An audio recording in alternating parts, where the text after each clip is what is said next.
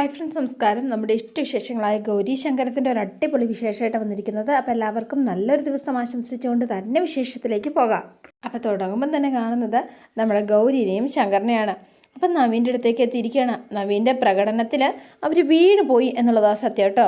അതെ, പ്രാർത്ഥനയ്ക്ക് സമയമായി എന്ന് പറഞ്ഞു അമ്പലത്തിലിങ്ങനെ മണിയടിച്ചപ്പോൾ ഇടയ്ക്ക് രണ്ടുപേരും വരണം കേട്ടോ. അപ്പോൾ ഭയങ്കര സന്തോഷത്തോടെയാണ് നമ്മുടെ വേദനയും സങ്കടങ്ങളും എല്ലാം ഈശ്വരൻ്റെ കാൽക്കലേക്ക് വയ്ക്കുക. പരിഹാരം ഭഗവാൻ തന്നെ നിർദ്ദേശിച്ച് തരൂ കേട്ടോ. വിഷമിക്കട്ടെ, സകല സൗഭാഗ്യത്തോടെ ഈ ഭൂമിയിൽ തുടരാൻ പ്രപഞ്ചനാഥൻ നിങ്ങളെ രണ്ടുപേരെയും അനുഗ്രഹിക്കട്ടെ എന്നൊക്കെ പറഞ്ഞ് നവീൻ ഭയങ്കര അനുഗ്രഹമൊക്കെ ഇവർക്കങ്ങ് കൊടുക്കുകയാണ് കേട്ടോ. വരണം കേട്ടോ, പ്രാർത്ഥനയ്ക്ക് നേരമായി, എന്നാൽ ശരി എന്ന് പറഞ്ഞുകൊണ്ട് നവീൻ പെട്ടെന്ന് തന്നെ അവിടുന്ന് സ്കൂട്ടാകാണ്. എൻ്റെ പൊന്നു ഗൗരി, ഒരു മനുഷ്യന് ഇങ്ങനെയൊക്കെ ചേഞ്ച് ആവാൻ പറ്റുമോ? പാവം, നമ്മളിങ്ങനെ ഒരാളെ തെറ്റിദ്ധരിച്ചത് മോശമായിപ്പോയി. ഏതായാലും നമ്മൾ വന്നത് നന്നായില്ലേ, നമ്മുടെ ഡൗട്ട് അങ്ങ് ക്ലിയർ ആയില്ലേ, അല്ലെങ്കിൽ വെറുതെ തെറ്റിദ്ധാരണയും വെച്ചുകൊണ്ട് നടക്കേണ്ട വന്നില്ലേ. ഇതിപ്പോൾ കല്ലും നെല്ലും തിരിയാൻ പറ്റിയില്ലേ. അത് ശരിയാ, മനസ്സിലെ നവീനെക്കുറിച്ചുണ്ടായിരുന്ന ആ സംശയങ്ങളൊക്കെ അങ്ങ് മാറിക്കിട്ടേ. ഇപ്പോൾ ഒരു കാര്യം കൂടി ഉറപ്പായി, എല്ലാത്തിനും പിന്നിൽ ആ മിഥുൻ അവൻ തന്നെയാ എന്നുള്ളത് നമുക്ക് പിടിതരാതെ ബ്രില്യൻ്റായിട്ട് തന്നെയാ അവൻ്റെ ഓരോ കളികളും അല്ലേ. ഗൗരി, നീ ഒന്ന് സമാധാനപ്പെടുക കേട്ടോ. അവനുണ്ടല്ലോ നമ്മുടെ മിഥുൻ, അവൻ എത്ര വലിയ മിടുക്കനായാലും നമ്മുടെ വടക്കനാഥൻ അവൻ്റെ ഗംഭീര പണി തന്നെ കൊടുക്കും. നീ നോക്കിക്കോ, അതോടെ അവൻ്റെ ഫുള്ള് കള്ളത്തരവും പൊളിച്ചെടുക്കും. അവൻ ആരാണെന്ന് ശ്യാം സാറിനും ആരതിമൊക്കെ മനസ്സിൽ കൊടുക്കാൻ പറ്റുന്ന ഒരു ചാൻസ്, നല്ലൊരവസരം നമ്മുടെ വടക്കനാഥൻ തന്നെ നമുക്ക് സെറ്റാക്കി തരുന്നേ. നീ കണ്ടോ എന്ന് പറഞ്ഞ് ഇവർ രണ്ടുപേരുടെ തിരിച്ച് യാത്ര പുറപ്പെടുകയാണ്. എന്നിട്ട് ഈ നവീൻ അവനപ്പുറത്ത് വന്നിട്ട് മീശയും താടിയും മുടിയെല്ലാം പറിച്ചെടുത്ത് ഭയങ്കര സന്തോഷത്തിൽ ഇങ്ങനെ നിൽക്കുന്നു. പിന്നെ കാണാം നമ്മുടെ രാധാമണീനെയാണ്. കമലയുടെ പണിയേറ്റു.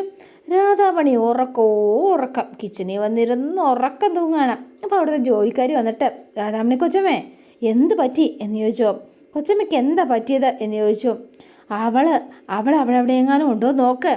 ആരാ, കമലക്കുഞ്ഞാണോ എന്ന് ചോദിച്ചു. ആ ഭ്രാന്തിയുടെ കാര്യം തന്നെയാണ് ഞാൻ പറഞ്ഞത്. അവൾ എപ്പോഴാണ് ഇങ്ങോട്ട് കെട്ടിയെടുക്കാന്ന് പറയാൻ പറ്റില്ലല്ലോ. ഇവിടെയൊന്നുമില്ല, മുറിയിലായിരിക്കും. ഷോ, അല്ല കൊച്ചമ്മയ്ക്ക് ഇത് എന്ത് പറ്റി? നാശം പിടിച്ചവളെ ഇന്നലെ എന്തോ എനിക്കൊരു ഗുളിക തന്നതാ. എൻ്റെ പൊന്നോ, അത് കഴിച്ചപ്പം മുതൽ എനിക്ക് ഉറക്കം തന്നെ ഉറക്കം. അയ്യോ, അത് കമലക്കുഞ്ഞ് വട്ടിന് കഴിക്കുന്ന ഗുളികയാ എന്ന് പറഞ്ഞു.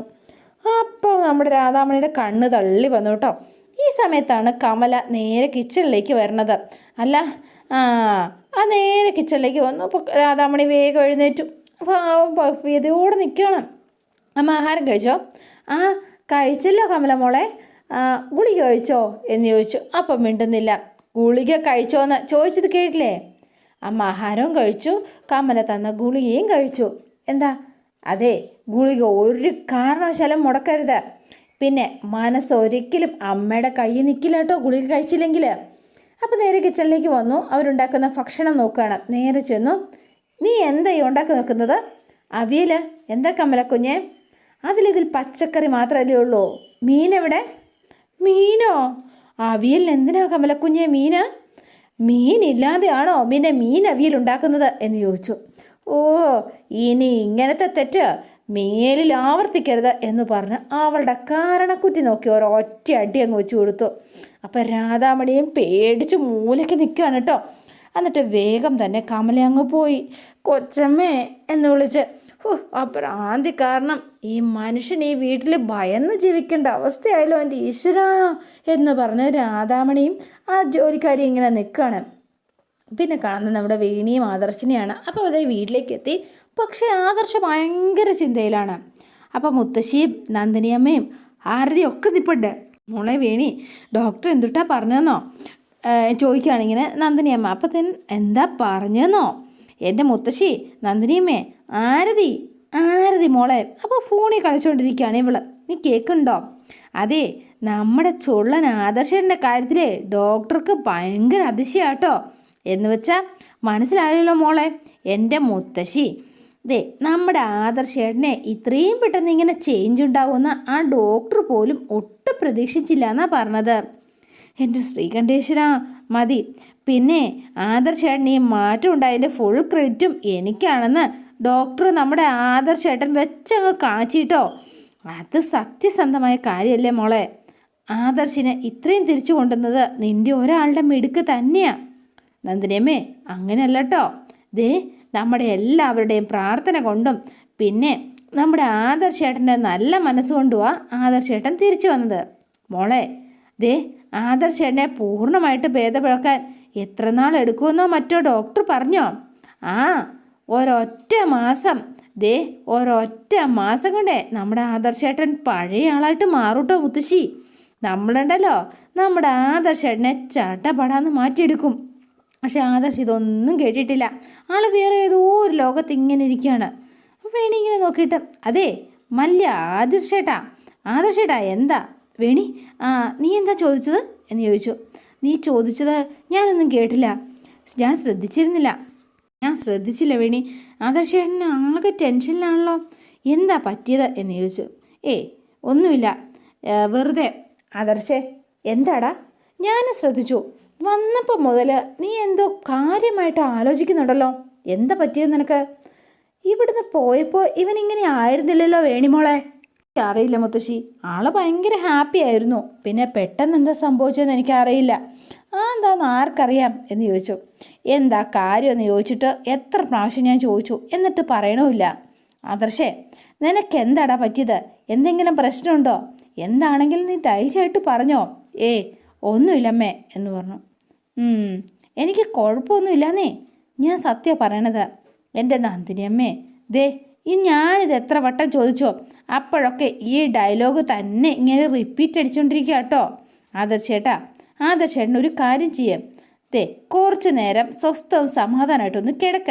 ഒന്ന് ഉറങ്ങി എഴുന്നേറ്റ് തെളിയുമ്പോൾ ഈ മൂടൊക്കെ മന്തിപ്പൊക്കെ മാറിക്കോളും. മോനെ ക്ഷീണം തോന്നുന്നുണ്ടെങ്കിൽ കുടിക്കാൻ കരിക്ക് വാങ്ങാം. വേണ്ടമ്മേ അതൊന്നും വേണ്ട, എനിക്ക് കുഴപ്പമൊന്നുമില്ല. ഞാനേ കുറച്ച് നേരം ഒന്ന് കിടന്നാൽ അതൊന്ന് സെറ്റായിക്കോളും. മുത്തശ്ശിയും നന്ദിനിയമ്മയും കൂടി നേരെ അകത്തേക്ക് കയറിപ്പോവാണ്. അപ്പോൾ ആ കൂടെ വേണിയും കൂടെ പോയി. അയ്യോ നന്ദിനിയമ്മേ, ഞങ്ങളെ പച്ചക്കറി വാങ്ങിയത് നമ്മുടെ വണ്ടി വെച്ച് മറന്നു. ഞാനത് എടുത്തിട്ട് വരാം കേട്ടോ. മുത്തശ്ശിയുടെ മരുന്നും മറക്കാതെ വാങ്ങിയിട്ടുണ്ട്. അപ്പോൾ വേണി അതെടുക്കാൻ പോയി. അപ്പോൾ പിന്നെ കാണുന്ന ആദർശിനെയും ആരതീനെയാണ്. അപ്പോൾ ആദർശ് അവിടെ നിന്ന് എഴുന്നേറ്റപ്പോഴത്തേനും ആരതി ഈ ഫോണിൽ കുത്തിക്കൊണ്ട് നിൽക്കുകയാണ്. അപ്പോൾ ആദർശ് ഫ്രണ്ടോട്ട് പോയിട്ട് നേരെ ആരതിയുടെ അടുത്തേക്ക് വന്നു. ഇങ്ങത്താ എന്ന് പറഞ്ഞു. അത് പിന്നെ ഏട്ടാ ഞാൻ വെറുതെ എന്ന് പറഞ്ഞു. അപ്പം മിഥുൻ്റെ ഫോട്ടോ നോക്കിക്കൊണ്ടിരിക്കുകയാണ് ആൾ. ആദർശ് വേഗം വാങ്ങിയിട്ട് ആ കൈ കിടന്ന ബ്രേസ്ലെറ്റ് ഇങ്ങനെ നോക്കുകയാണ്. മോളെ ഈ മിഥുൻ്റെ കൈ കിടക്കുന്ന ആ ബ്രേസ്ലെറ്റ് എത്ര കാലമായിട്ട് മിഥുൻ്റെ കയ്യിൽ നീ കണ്ടിട്ടുണ്ട്?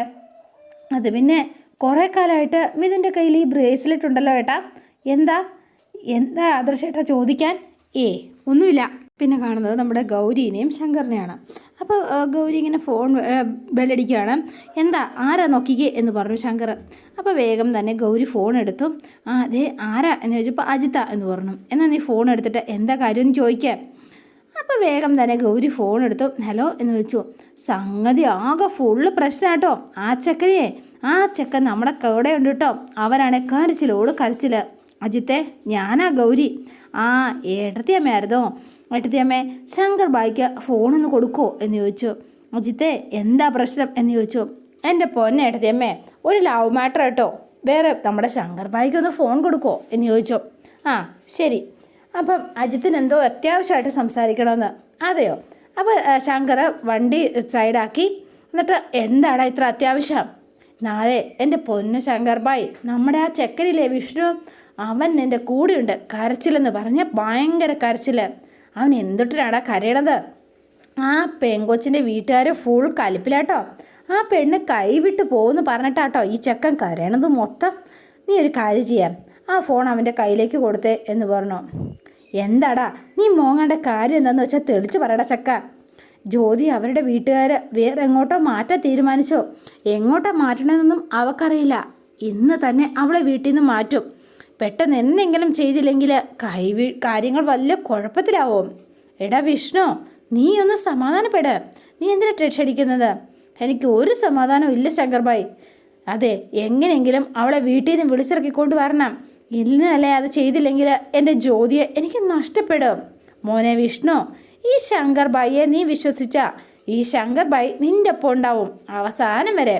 നീ ആഗ്രഹിക്കുന്ന പെൺകുട്ടിയോട്ട് നീ ജീവിക്കുക തന്നെ ചെയ്യും. നീ ധൈര്യമായിട്ടിരിക്കട ചക്ക.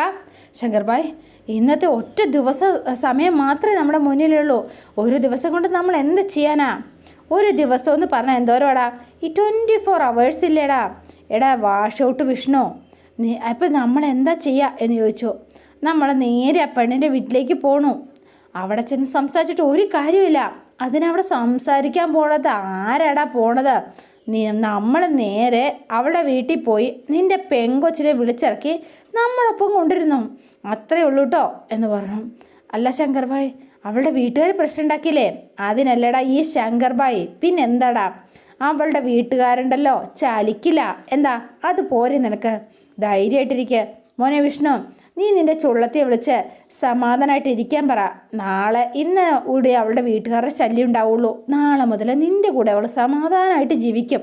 ശങ്കർ ഭായി അല്ലടാ ഈ പറയണത്. അവളോട് ബാഗൊക്കെ പാക്ക് ചെയ്ത് റെഡി ആയിട്ടിരുന്നോളാൻ പറ. നീ സെറ്റാക്കാൻ പറ. നാളെ തന്നെ നമ്മൾ എല്ലാ കാര്യങ്ങളും ശരിയാക്കും. നീ അജിത്തിനൊന്ന് ഫോൺ കൊടുത്തേ. നേരെ അജിത്തിൻ്റെ കയ്യിലേക്ക് ഫോൺ കൊടുത്തു. ആ ശങ്കർ ഭായ്, എടാ അജിത്തേ, ഞാൻ ഗൗരിയെ കൊണ്ടുപോയി വീട്ടിലൊന്നാക്കിയിട്ട് പെട്ടെന്ന് അങ്ങോട്ടേക്ക് വരാട്ടോ എന്ന് പറഞ്ഞു. നീ ഒരു കാര്യം ചെയ്തേ, നാളെ രാവിലെ സബ് രജിസ്ട്രാർ ഓഫീസിൽ വെച്ച് നമ്മുടെ ചെക്കൻ്റെയും അവൻ്റെ പെണ്ണിൻ്റെയും കല്യാണം നമുക്ക് നടത്തണം. മനസ്സിലാകുന്നുണ്ടോ? അക്കാര്യം ഞാൻ ഏറ്റു ശങ്കർ ഭായ്. ധൈര്യമായിട്ടിരിക്കുക. ഈ സമയത്ത് അപ്പുറത്ത് മാറി നിന്നിട്ട് വിഷ്ണു പ്ലാൻ സക്സസ് എന്ന് പറഞ്ഞൊരു മെസ്സേജ് നേരെ നവീനോ ധ്രുവനോ അയക്കുകയാണ്. അതെ, അതിനു മുന്നേ കാര്യങ്ങൾ എന്താണെന്ന് വെച്ചാൽ സെറ്റാക്കിയേക്കണം. ഏട്ടത്തി അമ്മയെ നേരെ വീട്ടിലാക്കിയിട്ട് റിട്ടേൺ അടിച്ചോ. ശരിയടാ എന്ന് പറഞ്ഞു ഫോൺ വെച്ചു. അപ്പോൾ ഗൗരി ആകെ മുഖം ഡള്ളായിട്ടിരിക്കുകയാണ്. എന്താ എൻ്റെ ഗൗരി, നീ എന്താടി നിനക്കൊരു ടെൻഷൻ പോലെ? എന്താ കാര്യം? എനിക്കറിയില്ല ശങ്കു, എനിക്കെന്തോ വല്ലാത്തൊരു പേടി തോന്നുന്നു. പേടിയോ? എന്തുട്ടിരാ പേടി? എന്താ നീ പേടിക്കുന്നതിന് കാരണം? എൻ്റെ മോളെ, ഈ ശങ്കർ ഭായ് നിൻ്റെ കൂടെയുള്ളപ്പോൾ നീ എന്തിനാ ഈ പേടിക്കുന്നത് എന്ന് ചോദിച്ചു. എൻ്റെ ഭയത്തിൻ്റെ കാരണം വ്യക്തമായിട്ട് എനിക്കറിയില്ല. പക്ഷേ എന്തോ ഒരു അപകടം വരാൻ പോകുന്നു എന്നൊരു തോന്നൽ തോന്നുക. അപകടമോ? ആർക്ക് എന്ന് ചോദിച്ചു. അപ്പം പറയണേ, ശങ്കറിന് എന്തോ വല്ലാത്തൊരു ഭയം പോലെ എനിക്ക് മനസ്സിൽ തോന്നിക്കൊണ്ടേയിരിക്കുന്നു. ശങ്കു പ്ലീസ്, എൻ്റെ പൊന്ന ഗൗരി, നിൻ്റെ ഒരു കാര്യം. അതെ, ഇത് സ്നേഹം കൂടിയതിൻ്റെ ഒരു കുഴപ്പാട്ടോ എന്ന് പറഞ്ഞ് ശങ്കർ ഒരു കളിയായിട്ടെടുത്ത് ശങ്കർ വണ്ടി എടുത്ത് അങ്ങ് പോവാണ്. എങ്കിലും ഗൗരിക്ക് ഒരു സമാധാനമില്ല കേട്ടോ. അപ്പം പിന്നെ നമ്മൾ കാണുന്നത് വേണീനെയും ആദർശിനെയാണ്. ആദർശ് വീണ്ടും ആലോചനയിൽ ഇങ്ങനെ ഇരിക്കുകയാണ്. അപ്പോൾ വേണി വന്നിട്ട്, ആദർശേട്ടാ, ഉച്ചയ്ക്ക് കളിക്കേണ്ട ഗുളിക ഇതുവരെ കഴിച്ചിട്ടില്ല. എന്താ ഇത്? ഞാൻ എല്ലാത്തിനും കയ്യെ പിടിപ്പിക്കണം അല്ലേ? മറന്നുപോയോ? അതാണോ ഇത് പിടിച്ചേ എന്ന് പറഞ്ഞ ഗുളികയും വെള്ളവും കയ്യിലേക്ക് കൊടുക്കുകയാണ്. എന്നിട്ടും അത് വെച്ച് ആലോചിച്ചിരിക്കുക. ഈ ഗുളികയുടെ സൗന്ദര്യം കണ്ടുകൊണ്ടിരിക്കാതെ ഒന്ന് കഴിച്ച് എൻ്റെ പൊന്നോ ആദർശേട്ടാ. എൻ്റെ പൊന്നോ ശേടാ, ഈ മനുഷ്യനിത് എന്താ പറ്റിയത്? എൻ്റെ ആദർശേട്ടാ, എന്താ കാര്യം എന്ന് ചോദിച്ചു. അതോ ഇതും പറഞ്ഞോ ആലോചിച്ചുകൊണ്ടിരിക്കാതെ നിങ്ങളൊന്ന് കഴിച്ചേ. വേണി, ഞാനൊരു കാര്യം പറയട്ടെ. എന്താ ആദർശേട്ടാ എന്ന് ചോദിച്ചു. നമ്മുടെ ആരതി മോളെ, ആ മിഥുൻ ഒരിക്കലും വിവാഹം കഴിക്കാൻ പാടില്ല. എന്താ? ഒരിക്കലും ആ വിവാഹം നടക്കരുത്. ആദർശേട്ടാ, നിങ്ങളെന്താ മനുഷ്യ ഇങ്ങനെ പെട്ടെന്നൊരു ബോധോദയം ഉണ്ടാവാനുള്ള കാരണം? വേണി, ഞാൻ പറയുന്നത് സത്യമാണ്. ഗൗരി അവനെ സംശയിച്ചത് വെറുതെ അല്ല എന്ന് ഇന്നെനിക്ക് ബോധ്യമായി. അതുകൊണ്ടാണ് ഗൗരി പറഞ്ഞത് 100% ശരിയാ. അവൻ ഫ്രോഡാ, പക്ക ഫ്രോഡ് എന്ന് പറഞ്ഞു. അവനെ ഒരിക്കലും വിശ്വസിക്കരുത്. അപ്പോൾ വേണി ഇങ്ങനെ അതിശയത്തോടെ നോക്കുകയാണ്. അങ്ങനെ ഒരുത്തൻ നമ്മുടെ ആരതി മോളെ കല്യാണം കഴിച്ചാൽ അതോടെ അവളുടെ ജീവിതം തീർന്നു പോയി എന്ന് കൂട്ടിച്ചാൽ മാത്രം മതി. എന്തെങ്കിലും അവനെക്കുറിച്ച് മനസ്സിലാക്കാൻ എനിക്കൊന്നും പറ്റിയല്ലോ. എൻ്റെ പൊന്ന ആദർശേട്ടാ, നിങ്ങൾ ഇതെന്തുട്ടൊക്കെ ഈ പറയണത്? എനിക്കൊന്നും മനസ്സിലാകുന്നില്ല കേട്ടോ. പറയാട്ടോ വേണി എന്ന് പറഞ്ഞു. ആദർശേട്ടാ, നിങ്ങൾ എന്തൊക്കെയാണ് മനസ്സിലാക്കിയെന്ന് പറഞ്ഞല്ലോ, അതെന്താ ആദർശേട്ടാ എന്ന് ചോദിച്ചു. എല്ലാം പറയാം എന്ന് പറഞ്ഞു. ഒന്ന് വ്യക്തമായിട്ട് പറഞ്ഞ ആദർശേട്ടാ. ഓപ്പറേഷൻ കഴിഞ്ഞിട്ട് എന്നെ പോസ്റ്റ് OP വാർഡിൽ അഡ്മിറ്റ് ചെയ്തിരുന്നില്ലേ? നീ ഓർക്കുന്നില്ലേ? അവിടെ വെച്ച് ഒരു സംഭവം ഉണ്ടായി വേണി എന്ന് പറഞ്ഞു. എന്നെ ഒരാൾ കൊല്ലാൻ ശ്രമിച്ചോ? എന്നാ ആദർശേട്ടാ പറഞ്ഞത്? കൊല്ലാൻ ശ്രമിക്കേ? ആരാ ആദർശേട്ടാ അങ്ങനെ ചെയ്തത്? ആശുപത്രി വെച്ചിട്ട് ആദർശേട്ടനെയോ? ആ വിവരം എനിക്ക് ആ സെഡേഷനിലായതുകൊണ്ട് മനസ്സിലായിരുന്നില്ല. പിന്നീട് റിക്കവറായി വന്നതിന് ശേഷം ഈ ഇടയാ എനിക്ക് അതൊരു കൊലപാതക ശ്രമമാണെന്ന് ഞാൻ തിരിച്ചറിഞ്ഞു തുടങ്ങിയത്. ആദർശേട്ടനെ ആരാ കൊല്ലാൻ നോക്കിയത് എന്ന് ചോദിച്ചു. മയക്കത്തിൽ അയാളുടെ മുഖം പക്ഷേ എനിക്കങ്ങനെ വ്യക്തമായിട്ട് കാണാൻ പറ്റിയിരുന്നില്ല. പക്ഷേ എന്താണെന്ന് വെച്ചാൽ അയാളെ അടയാളം കാട്ടിത്തരുന്ന ഒരു മറക്കാതെ ഒരു അടയാളം അതെൻ്റെ മനസ്സിൽ ഇപ്പോഴും ഉണ്ട്. എന്താ അത് എന്ന് ചോദിച്ചു. കയ്യിൽ ഒരു ബ്രേസ്ലെറ്റ്, ഒരു പ്രത്യേകതരം ബ്രേസ്ലെറ്റ് ഇട്ട ആളാണ് എന്നെ കൊല്ലാൻ ശ്രമിച്ചത്. അയാളുടെ മുഖം ഓർത്തെടുക്കാൻ ഞാൻ പല തവണ ശ്രമിച്ചു വേണി. പക്ഷേ അത് അവ്യക്തമായൊരു ചിത്രമല്ലാതെ എനിക്കത് ഓർത്തെടുക്കാൻ കഴിഞ്ഞതേയില്ല. അങ്ങനെ ഇരിക്കുമ്പോഴാണ് ഇന്ന് ആ നേഴ്സ് പറയുന്ന ആ സമയം വരെ, അതിന് ആ നേഴ്സൊന്നും പറഞ്ഞില്ലല്ലോ, അതിന് പ്രത്യേകിച്ച് പറയാനായിട്ട് ഒന്നും ഉണ്ടായിരുന്നില്ലല്ലോ. മിഥുൻ വന്ന കാര്യം മാത്രമല്ലേ പറഞ്ഞുള്ളൂ. അതെ, അത് മാത്രം പറഞ്ഞാൽ മതിയാമായിരുന്നു. അത് മാത്രം മതി. പിന്നെ ഞാൻ നമ്മുടെ വീട്ടിലും അതേ ബ്രേസ്ലെറ്റ് പലതവണ കണ്ടിട്ടുണ്ട്. ഇവിടെ വെച്ചും ഞാൻ കണ്ടിട്ടുണ്ടല്ലോ എന്ന് ഞാൻ അത് പലപ്പോഴായിട്ട് ചിന്തിക്കാൻ തുടങ്ങി. അപ്പോൾ അവൻ്റെ ബ്രേസ്ലെറ്റിൻ്റെ കാര്യം ഇങ്ങനെ ഓർമ്മിച്ചെടുക്കുകയാണ് കേട്ടോ. പക്ഷേ എനിക്ക് പലപ്പോൾ ആലോചിച്ചിട്ട് ഓർമ്മ കിട്ടിയതേ ഇല്ല. പക്ഷേ ഇന്ന് ആ നേഴ്സ് ആ ഉത്തരം എനിക്ക് പറഞ്ഞു തന്നു.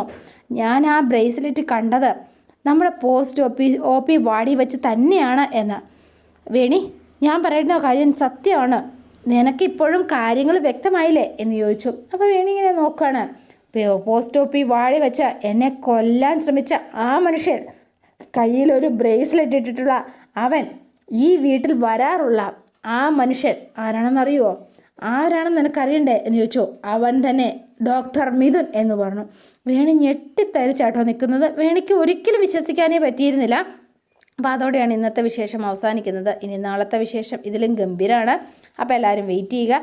നിങ്ങൾക്ക് ഇഷ്ടപ്പെട്ടുവെങ്കിൽ ലൈക്ക് ചെയ്യുക, ഷെയർ ചെയ്യുക, തൊട്ടടുത്ത് ആ ബെൽ ബട്ടൺ കൂടെ ഒന്ന് ഞെക്കുകയാണെങ്കിൽ ഞാൻ ഇടുമ്പോൾ തന്നെ നോട്ടിഫിക്കേഷൻ ലഭിക്കുന്നതായിരിക്കും. പുതുപുത്ത വിശേഷമായിട്ട് എത്താം. Bye and see you again.